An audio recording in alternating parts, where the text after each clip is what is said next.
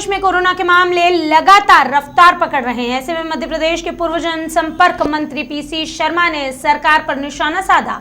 PC Sharma बार बार कह रहे हैं कि देश में हालात बद से बदतर हो गए हैं, सरकार पूरी तरह से इसमें फेल नजर आई है। रोज मामले बढ़ रहे हैं, सरकार उन पर अंकुश नहीं लगा पा रही है।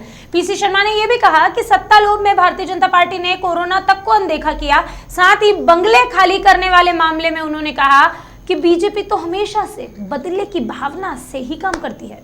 पीसी शर्मा ने कहा बीजेपी बस सरकार बनाने में लगी रही, फिर मंत्रियों को विभाग बांटने में लगी रही, कोरोना की तरफ ध्यान ही नहीं दिया। प्यारे मियां के मामले में पीसी शर्मा ने कहा निश्चित तौर पर सरकार को कड़ा एक्शन लेना चाहिए और भी इनसे जुड़े जो लोगों के नाम सामने आ रहे हैं उन पर भी कड़ी कार्रवाई होना चाहिए। पूर्व मुख्यमंत्री कमलनाथ सहित अन्य मंत्रियों के साथ प्यारे मियां के फोटो को लेकर उन्होंने कहा वह एक पत्रकार भी था, जिस नाते कई लोगों के साथ फोटो हो सकते हैं, पर इस मामले में बीजेपी नेताओं की भूमिका ज्यादा लग रही है। सभी के नाम उजागर होना चाहिए। कमलनाथ के नेता प्रतिपक्ष बनने को लेकर बोले पीसी शर्मा की पहले दिन से ही हम कह रहे हैं कि वही नेता प्रतिपक्ष होंगे। वही प्रदेश अध्यक्ष है जो विधायक प्रद्युम्न लोधी भाजपा में गया, वह भी पहले रो रो कर यही कहता था कि वही अध्यक्ष रहे और वही नेता प्रतिपक्ष बने। कमलनाथ जी हमारे नेता हैं और उन्हीं के नेतृत्व में हम सभी 24 विधानसभा के उपचुनाव जीतेंगे और फिर से कमलनाथ मुख्यमंत्री बनेंगे। पूर्व मुख्यमंत्री और भारतीय जनता पार्टी के नेता कैलाश जोशी जी का जो मूर्ति का अनावरण हुआ है, इसकी जगह आवंटित सरकारी तौर पर कमलनाथ जी ने की थी और वहाँ की पूरी उसका जो भुगतान और चीज़ का उस समय कमलनाथ जी की सरकार ने किया था और संत पुरुष थे कैलाश जोशी जी। लेकिन बड़े दुख की बात है कि कमलनाथ जी को वहाँ का आमंत्रण नहीं दिया गया, जो क्योंकि मुझे भी याद है, मेरे पास भी फ़ोन आया था उस समय दीपक जोशी जी की ज़मीन जो है वो सरकारी है और ये वहाँ पे अलर्ट हो जाए, ये हाईवे पे है। लेकिन दुख की बात है कि उनको आमंत्रण नहीं दिया गया इस कार्यक्रम का।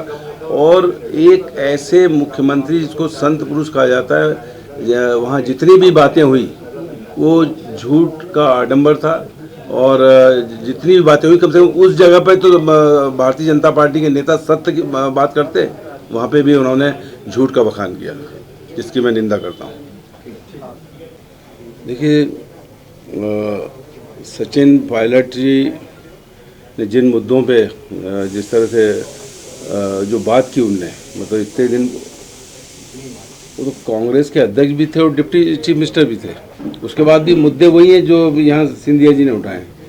तो मैं समझता हूँ कि ये एक लंबी साजिश है कांग्रेस के खिलाफ, जो भारतीय जनता पार्टी दिल्ली से, जो शिवराज जी ने एक बार कहा था कि दिल्ली के सब इशारे पे हो रहा है, तो ये लोकतंत्र की हत्या कर रहे हैं।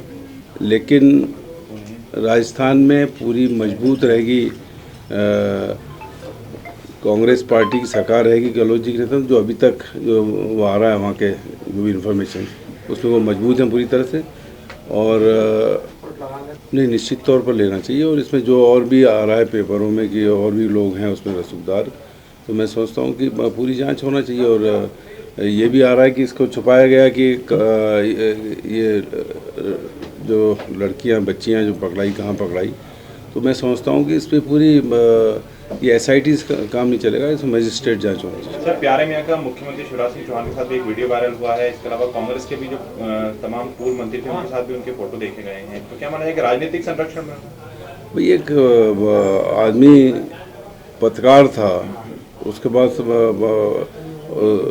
कार्ड था उसका जनसंपर्क विभाग, तो ये सब चीज़ें थी, तो फोटो तो सबके साथ हो सकती है और चाहे कांग्रेस के साथ हो या हो। लेकिन इस समय भूमिका बीजेपी सरकार की है, बीजेपी नेताओं का कोई इसमें वक्तव्य आ नहीं रहा, कोई बोल नहीं रहा है, तो क्यों नहीं बोल रहे हैं? केवल ये जो भी और लोग हैं उसमें उनके नाम उजागर होना चाहिए, पूरी कार्रवाई हो, पुलिस बगड़ रहे सब काम करे।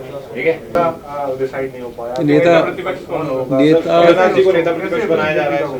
पहले दिन से हम कह रहे हैं, पहले दिन से, और जो प्रद्युम्न लोधी जो गए, जो जब रोके उन्हें सिर्फ कि अध्यक्ष भी आप ही रहेंगे और सदन में नेता भी आप रहेंगे, आप कहीं नहीं जाएंगे, ये रोते हुए प्रद्युम्न लोधी ने कहा था।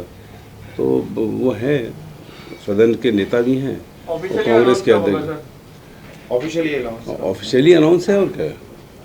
भोपाल से दीपक सिंह की रिपोर्ट।